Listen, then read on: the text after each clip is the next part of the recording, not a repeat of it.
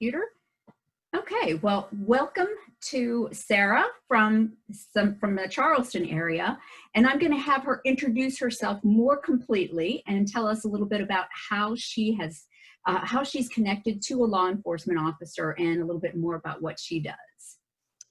Well, hello, my name is Sarah Craven. I have been the wife of a law enforcement officer for 17 years. My husband has been in law enforcement for just over 18 years. And we have grown together in that we consider it our law enforcement history together. I'm also a volunteer with the Coastal Crisis Chaplaincy here in the Low Country of South Carolina. We cover 3 counties, and in those counties, we are available for all call outs, whether it be a death or a suicide or an auto vehicle accident. We go out and we deliver a ministry of presence to both the law enforcement and first responders, as well as the families on scene. So that has just encouraged my husband and I in our growth together and impacting law enforcement couples for health and mental health and everything included in that. Well, that's really important. And, you know, you don't think about that, but that must have really tied you into, okay, so I know when you when you first meet someone and you get involved and they say, I'm going to be a law enforcement officer, your life sort of changes because you've got now all of a sudden, this is perhaps your chosen career as well. You've got to change a little bit. I would think that the fact that you became involved in the chaplaincy would really kind of connect you to whenever you're talking about when he might be saying, you know, I had a kind of a bad day today. This is what happened. You have some sort of way to relate to that? Absolutely. I think it actually helps both of us. I've been on enough scenes at this point where when he comes home, I'm able to debrief him to a certain level, sort of talk through what's going on. But at the same time, when I have a difficult call with the chaplaincy, he's always here when I return home as well. So we've been able to find a way to communicate that many police officers and law enforcement officers do not have in their lives. And so we do see it as a blessing. And because we've been blessed with this, it's definitely become a passion of ours to help others learn that communication and the best way to share what is happening at work or on a scene with your loved ones so that it's not overwhelming to them, but it's also a release for whoever had experienced that specific situation. Well, that is a great segue into what we're doing with trying to help spouses, significant others, family members to understand what kind of stress levels might their loved one be dealing with. And so that raises up a whole bunch of things that you and I talked about in the summer, you know, talking about communications and other things you like to share with those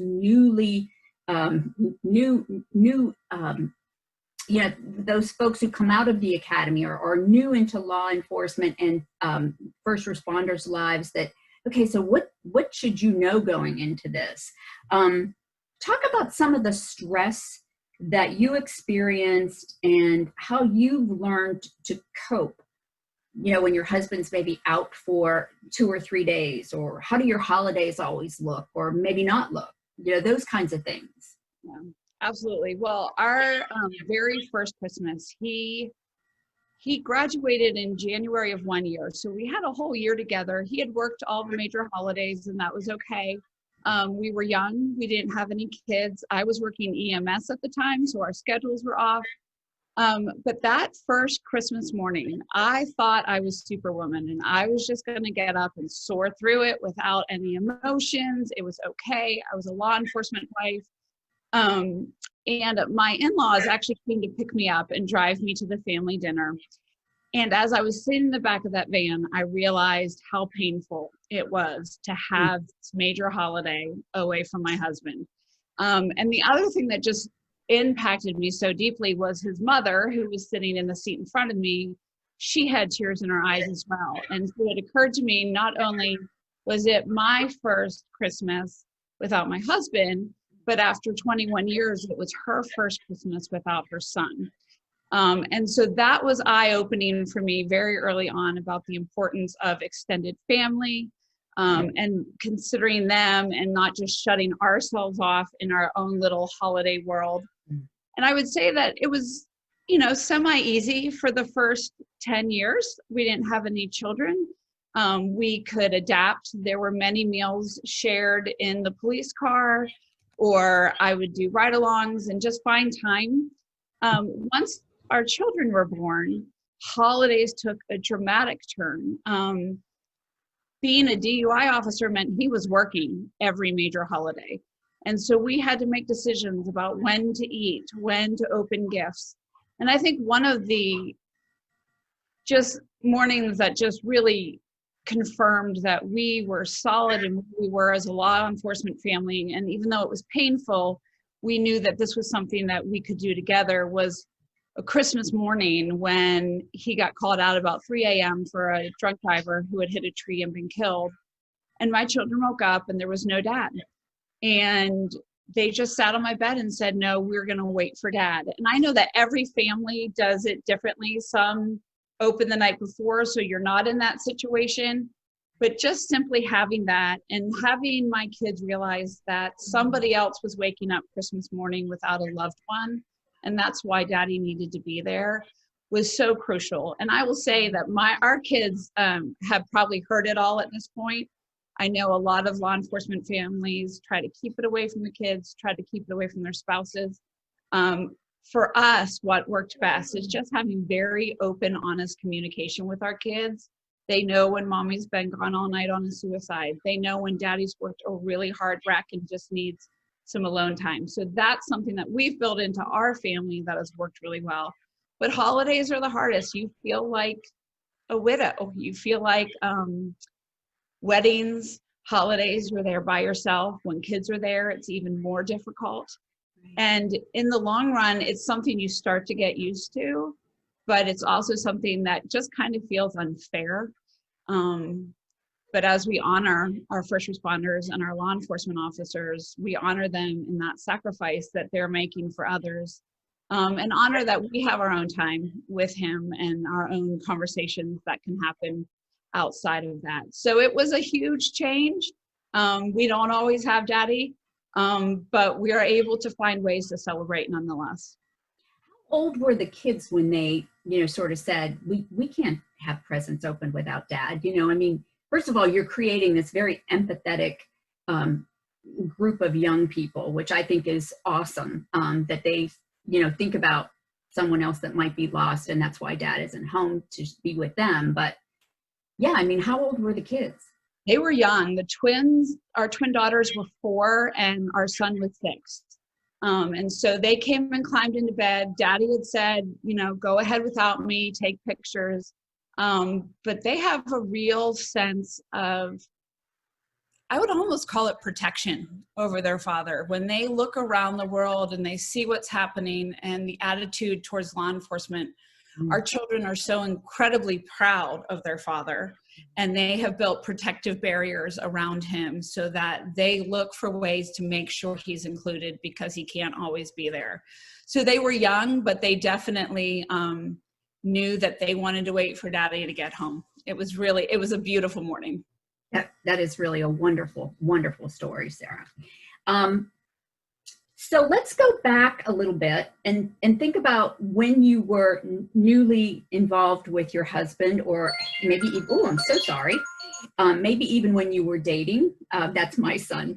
He obviously has something really important to tell me. I forgot to turn that off.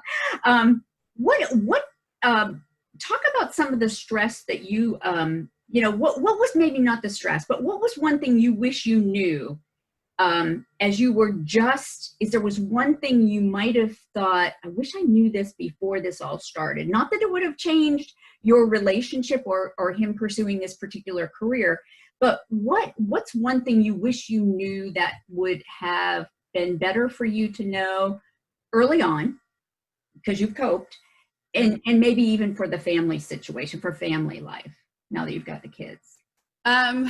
So, I was already a pastor when he went into law enforcement, and I guess I thought I had communication down. I did not have communication down. When you go into a law enforcement setting, and the schedule particularly, communication and putting your family and not just your spouse and your children, but the largest, is so important. And it's important enough to schedule time with your family. And I think that was one of the hardest things. Now, we're talking 18 years, so he did have a cell phone, but when he was working in most zones, we could not talk.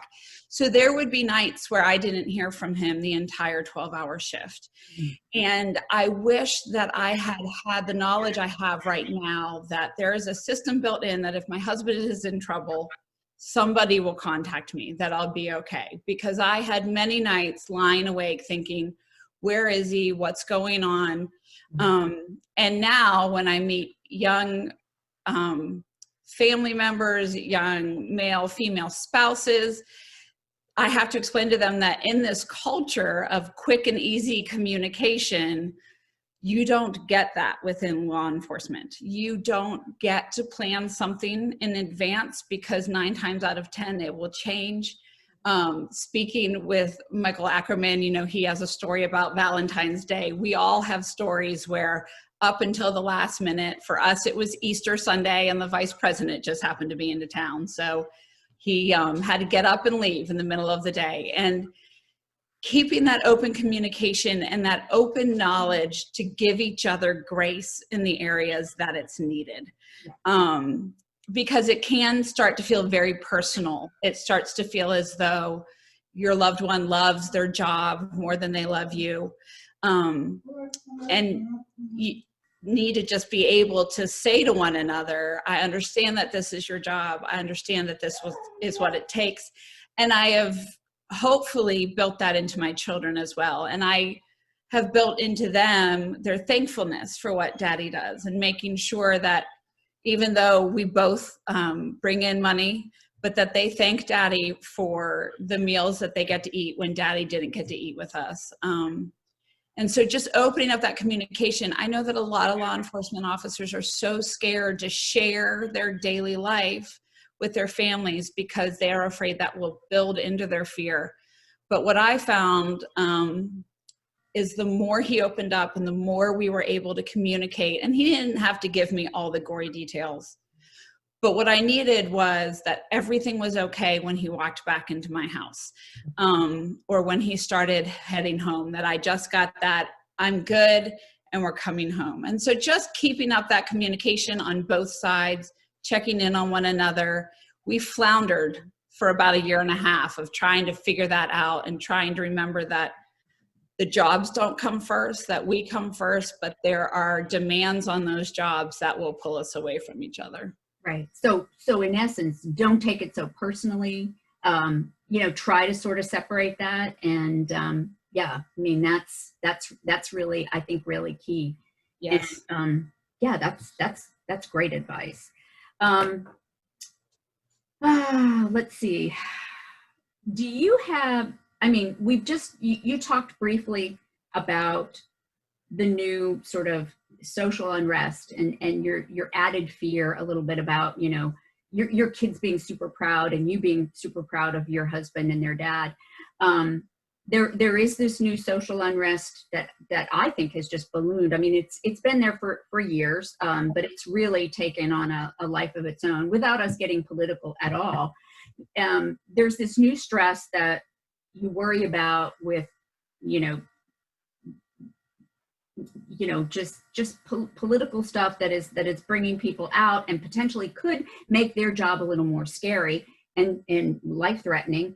Plus there's COVID out there now, and so what, typically your spouse would probably be like, okay, so I'm going home now. Now, is there some stress in his life? I'm going home now, and maybe I'm bringing something that I don't want to bring home to my loved ones. Is there any of that you're seeing? And if there's any advice on how to sort of tamp all that down and keep it from just becoming toxic stress for the family? Well, yes, absolutely. I think when COVID first started, there was that daily fear that we didn't know what was coming. And a lot of us had jobs that we could do from home. Of course, law enforcement, you can't do from home. You have to be somewhere. And I was out very early as a chaplain, praying with the different groups in masks, trying to strengthen them for going out. But then I was also sending my husband out in a mask every day. There was high stress for him on how to keep his civilian employees and the deputies under him safe. So that was a stress level that went through the roof. Then there was the, what could I possibly bring home to my family? Who am I coming in contact with? And as the time went on, what I saw in the law enforcement community was that we tightened in with each other because we all knew that we were all taking the risk together. And so if we needed to be around other people, we would gather with law enforcement who had taken that same risk during the week. And whether that was, the best plan, I don't know, but it gave us stability of these people are in the same position as we are. They are going out every day, putting their families at risk. We've had quite a few here in the county who we don't know how their children got it, but the parents don't know whether it was from the child care that they had to put them in because they're in law enforcement or they came in contact with someone. And so it was a strengthening and a growing within our community that we were able to, my dogs are barking, that we were able to lean on one another. With the civil unrest, I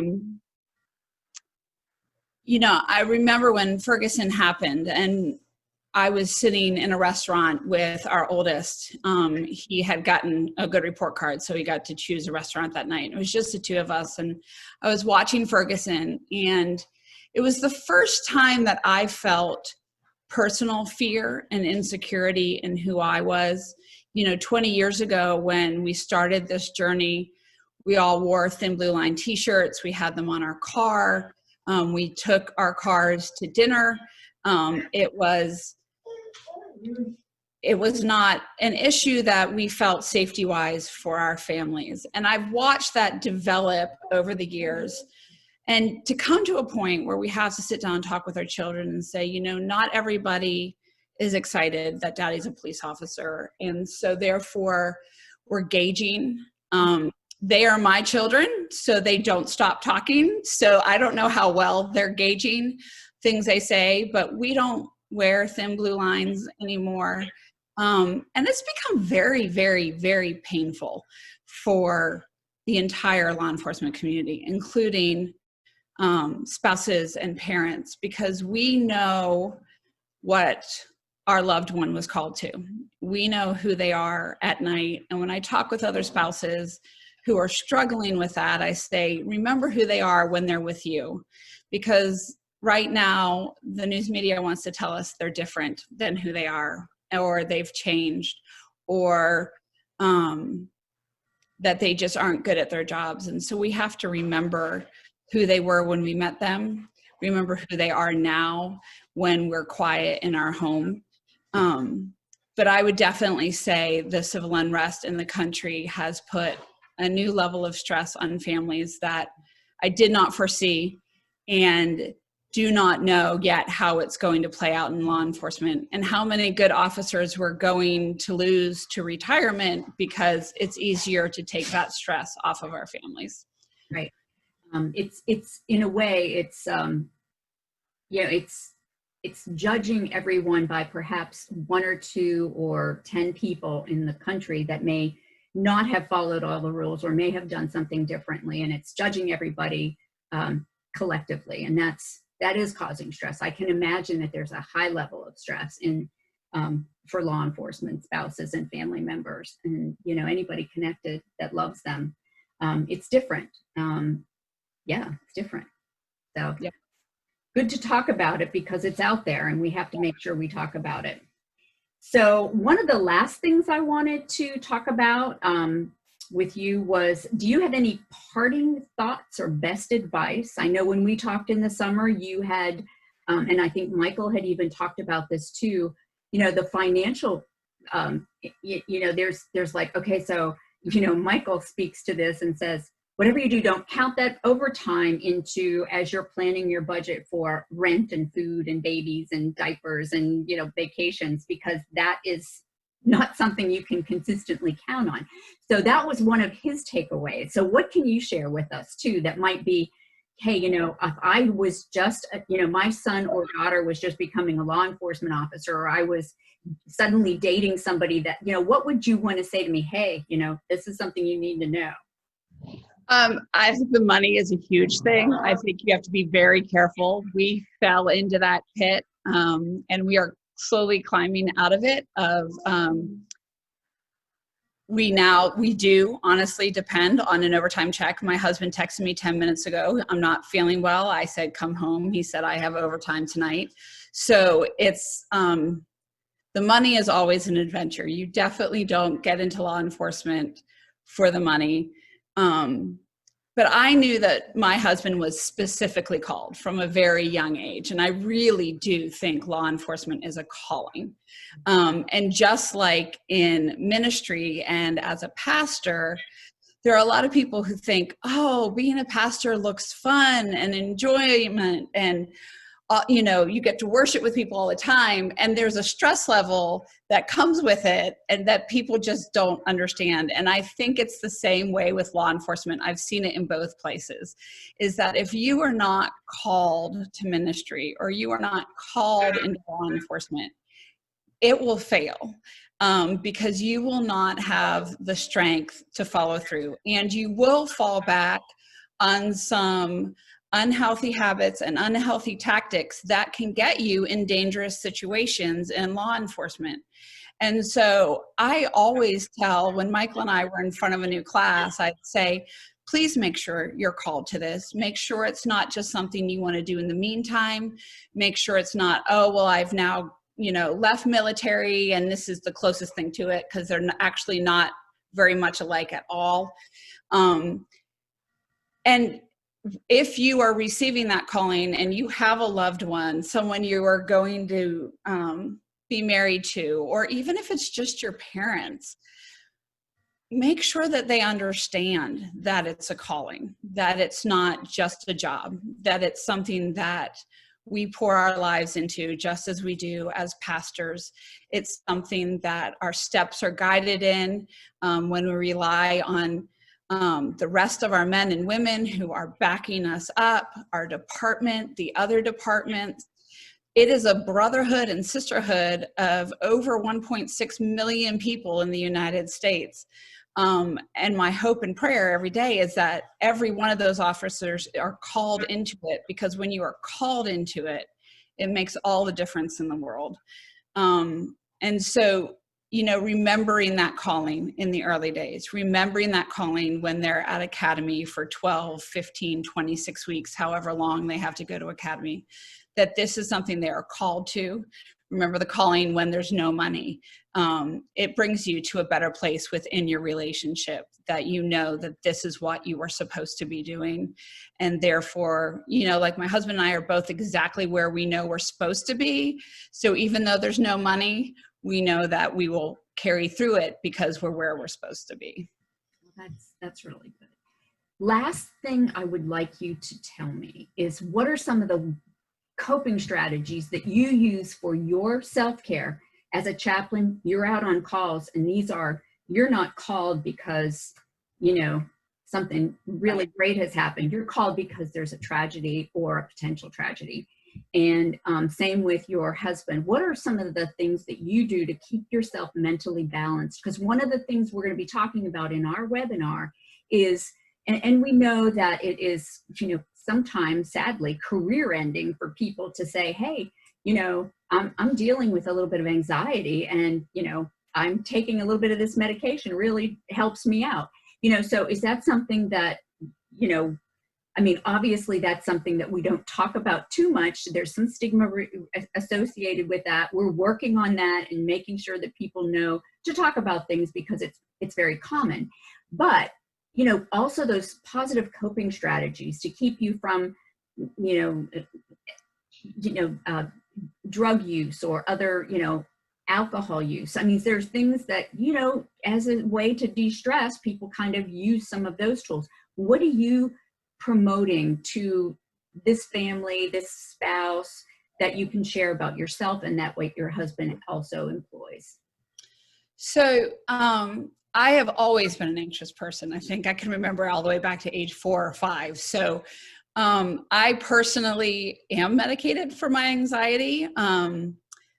It helps balance me. I believe that my brain just needs a little extra help balancing, and I'm okay with that. And I love speaking to both my psychiatrist and my counselor. Counseling, specifically here in the Low Country, is so available and so on point that it almost feels silly not to use it because it is free, it's accessible. But I also understand there's this huge stigma about if I admit I have a problem to my department, they might pull me from where I am. I might lose my job. What if I need to go on a medication for a little bit for anxiety? What if I need to be on long term for anxiety? And so Charleston County, Dorchester County, we've built in a counseling system where I use it, my husband uses it. We go, we talk through the stressors. We also, because, like I said earlier, because who we are, we make sure we debrief that first night. And if we're not debriefing with each other, we're debriefing with another chaplain or another officer.